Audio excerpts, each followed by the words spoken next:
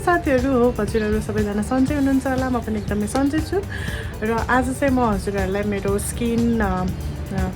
Care routine share गर्न गइरहेको छु होइन म कहिलेकाहीँ चाहिँ यो पेस्ट चाहिँ अप्लाई गर्छु कि आफ्नो फेसमा अहिले म हजुरहरूलाई देखाउने छु र यही इन्ग्रिडियन्टहरू चाहिँ मिक्स गरेर होममेड नै हो आफ्नो फेसमा अप्लाई गर्नेछु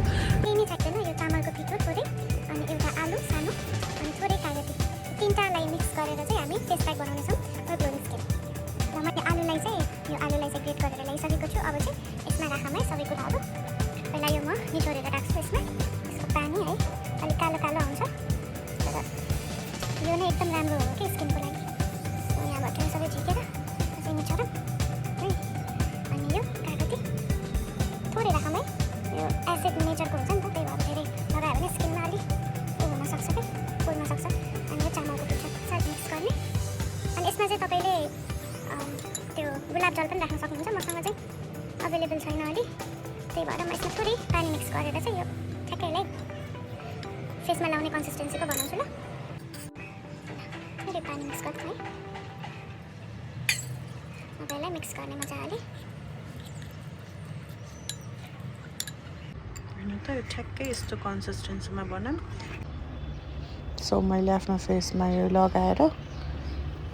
बसिरहेको थिएँ त्यसपछि एकछिनमा मैले वास गरेँ 15 मिनट्स जति राखेर है I think 15 more than 15 minutes 30 minutes राखेँ त्यसपछि अनि मैले बिचमा भ्लग लिएन के मिलाउनु पर्ने थियो अनि सान्वी आयो स्कुलबाट अनि म चाहिँ अब के बनाऊँ सोचिरहेको थिएँ अनि त्यो घरबाट ल्याएको आलु थियो कि अलिअलि अनि त्यसपछि अनि थोरै मसँग मेयोनिज पनि थियो अनि अब एउटा म केही बनाउँछु नयाँ इन्ग्रिडियन्टहरू भन्नाले इन्ग्रिडियन्टहरूको चाहिँ यो मिक्स गरेर नयाँ केही डिस बनाउँछु भनेर म चाहिँ आलु काट्न थालेको थिएँ यो भाँडा चाहिँ मलाई यस्तो इफेक्टिभ लाग्यो नि यस्तो राम्रो लाग्यो है ठ्याक्कै त्यसमा चाहिँ अन्डा बोइल गर्नलाई यति सजिलो हुने कि अनि यो बोइल भएर पानी सुक्यो भने आफै अफ हुने अनि अब चाहिँ म यसको फ्रेन्च फ्राइज जस्तो बनाउन गइरहेको थिएँ है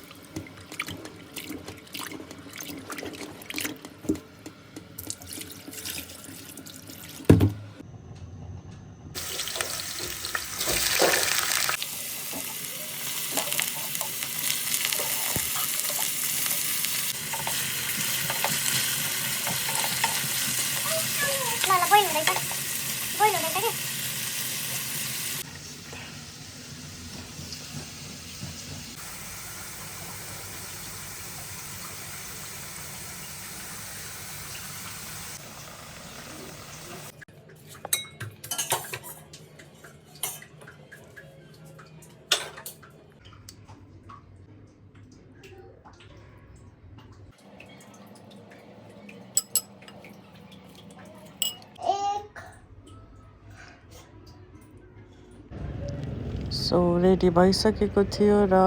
देख्नमा जस्तो मिठो देखिरहेको थियो खानामा अझै मिठो भइरहेको थियो यता चाहिँ सान्वी बाहिर बसेर खाइरहेको थियो मैले उसलाई मेयोनिज राखेको थिइनँ कि उसको अब यो एलर्जीहरूको डर लाग्छ क्या त्यही भएर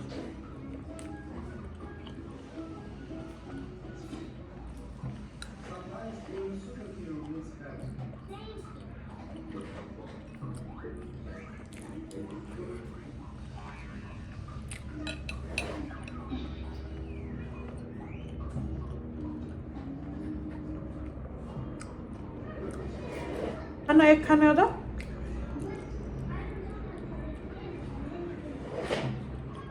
हेलो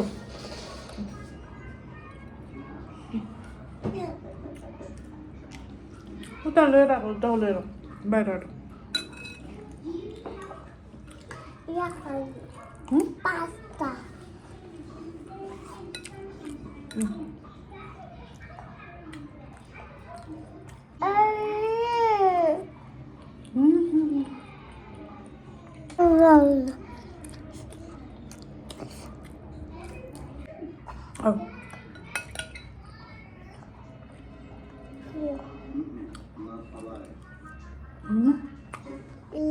नौकामा हेर न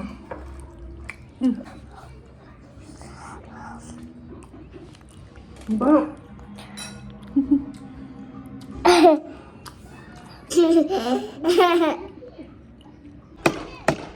सान्वी होइन है नो अरे नगर नगर न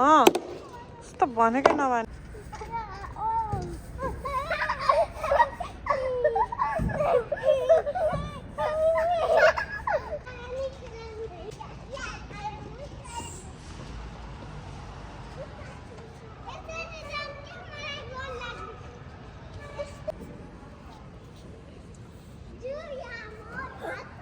Careful. Shoes लगाएर गर्नु छोरी त्यो चप्पल लगाएर खोलेर अनि फेरि राउन्ड लगाउनु